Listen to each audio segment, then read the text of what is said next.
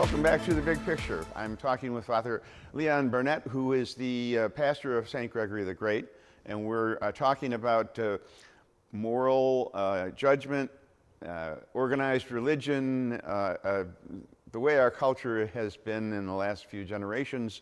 And welcome back, Father. And I'd like to get right back into one subject, and that is the Catholic Church, especially in this area, has undergone some financial difficulties even before the scandal, if you will, with the priests, the things that have come out that have put a lot of pressure on the diocese. Before that, I had the bishop in, Bishop Malone, a few years back, and we talked about the decision to close Catholic schools. And I asked him at the time, I said, you know, you're a religious leader, but it's also a business, and you guys have financial considerations, but when you educate young people in a Catholic education, that tends to get them into the system and make them more a part of the parish and have them attend church and become part of our religious culture, if you will, more so than if they go to a public school. Is it counterproductive to have been closing all these Catholic schools? I know it's a financial decision, but do you think it hurts more than it helps? It definitely hurts. It definitely hurts. It's a very large issue because on one hand, the Catholic schools are very expensive to run. As we know here at St. Gregory's, we have a very strong school and a vibrant school. And thankfully, our school has stayed up to date, you know, even through this whole time of the coronavirus. Our teachers have been online teaching and second to none. Some schools, unfortunately, have not been able to keep up investing in the technology and investing in, if you will, furthering development of teachers and new curriculums. Diocese, of course, provides us with curriculums. So to answer your question, the real goal, in my opinion, of Catholic education in this current era is to form disciples for Christ, that we have the luxury, the privilege to bring Christ to every single subject, if it be literature, if it be social studies, any subject that we teach, that we can draw our faith and say, what does our faith say about? And you come into the current events, maybe that you would have in a social studies class. Well, what does our faith tell us about these events we're seeing in the world right now? So we are losing something. There's no question. And parishes that have had a school, so much of the identity of that parish was formed around that school, it is a damaging blow to the whole community when that school does close. And I think it does shake, you know, the faith of some when they see these things take place. But the goal, forming disciples for Christ, that's the number one thing. And the real goal in forming those disciples, yes, we're forming the leaders of the church presently and into the future. We always have to remember the young people are part of the present as well. And so to involve them I always involve our youth in different committees that go on here at the parish because I want to hear what they're thinking. I want to know their purview. I want to know what their thoughts might be. And because not only are they the one who will inherit it all from us when we retire, but they're part of it right now and have to be engaged in it. Well, beyond bringing the youth into the system, the many parents who, given the choice, would be putting their children into a Catholic education, a private Catholic education, because it's got a reputation for being a little bit more intuitive, more effective in the way they teach. If a family can put their child into a Catholic school, I would think, and you can confirm this, but I would think that it brings the family together as a Catholic family and gets them more into the culture of going to church and participating in the Catholic school events and so on. So it has influences way beyond just the child. It's the entire family that is affected by having Catholic schools. It is absolutely true. I agree with you 100% that the goal is that you are engaging the entire family more. And even during the pandemic, we still had our school masses. They were done on YouTube live from the church, and the whole family would gather for that school mass instead of just the kids, because of course everyone was home. And for as long as Catholic education has been here, it's been a focal point for these families to form community. You know, yes, they do fundraising. Yes, they do have social events, and it's bringing, especially in a large parish like ours, where it's impossible to know everyone, it forms that small community. And so school parents now have this common mission of the school. We want to provide this for our children.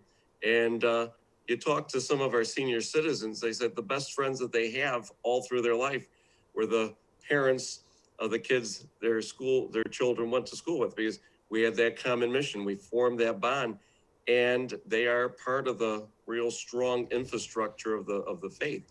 And that is really a great gift of Catholic education, the totality of the family coming to that faith and offering opportunities that they can't get elsewhere. You know, the retreat opportunities, the days of recollection, those things to go just a little bit deeper into the forming the human person.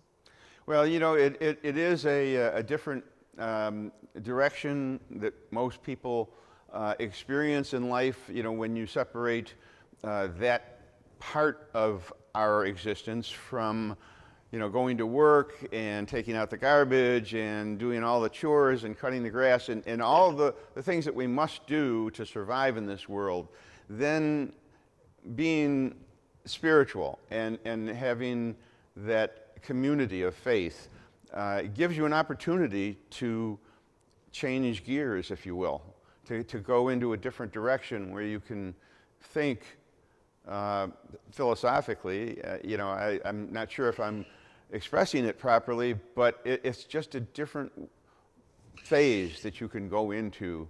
And I use the word phase carefully in light of what's been going on later with, you know, or recently. But in any event, I think that there's a lot of value in what we've just been talking about. I want to get to some of the controversy that has been connected with the church. And I want to compare it to some of the controversy that's caused civil unrest just recently. We saw in the news a bad police officer doing a bad thing to an African American, and the African American, the black man, died. And there was no reason for that. That was a horrendous piece of video, and it stirred emotions throughout the country and beyond.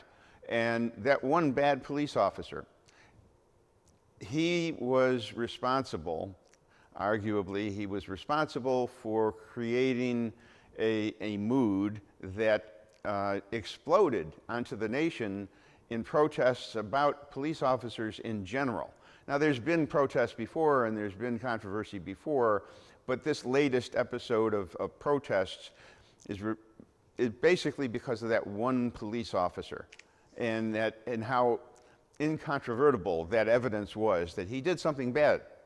Now, priests have been accused of doing bad things, but in similar circumstances, it's a small fraction of the people who serve God that have you know, given in to bad behavior.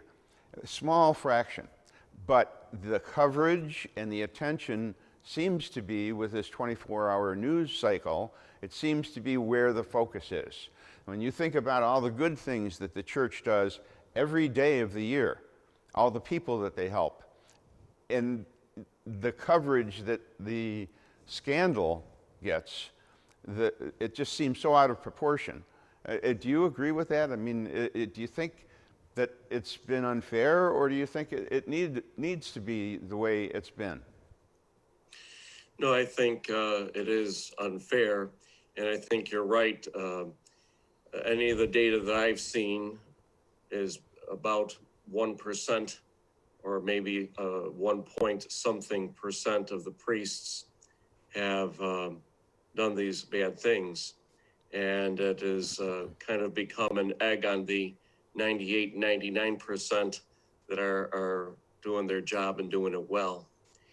And sometimes we also fail to realize some of them stand accused and get their name on the front page of the papers or the headline of the news, and eventually are exonerated and get a brief mention at most. So we have to keep that in perspective. But yes, I mean, the old phrase, one rotten apple spoils the whole bunch, the whole basket, is really the issue.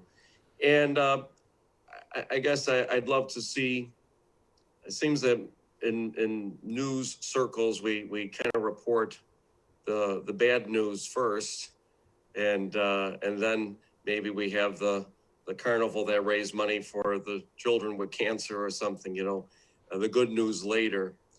And we need to focus also on the good news. And we so rarely do that. I think some of that's human nature. And I think the police officers now are experiencing the same thing. I think the moral majority of our police officers are good men and women trying the best that they can to do the job to protect the communities that they serve. Unfortunately, right now, they're now in the crucible because of someone who really performed a pretty heinous act. So I think to focus on the good as well as the bad. I also think it became such of an eruption probably because of 2 to 3 months of confinement. I think it kind of became the final element of pressure in the pressure cooker, and it popped. Yeah, I agree. I think that there's a lot of elements to this, and the combination of pressure, certainly didn't help. And it seems like it's a crazy world for several reasons. I want to thank Father Leon for being my guest. And Father Leon, if you need a joke writer, I'll volunteer, or I'll see if I can find somebody for you. We'll see if we can help you out in that department. I'll take you up on that. I need a little help there. And thanks for having me on the show, Phil. Great to be with you. Okay, and I want to thank everybody for watching The Big Picture. And as always, thank you for watching WBBZ-TV. And we'll see you next time on The Big Picture.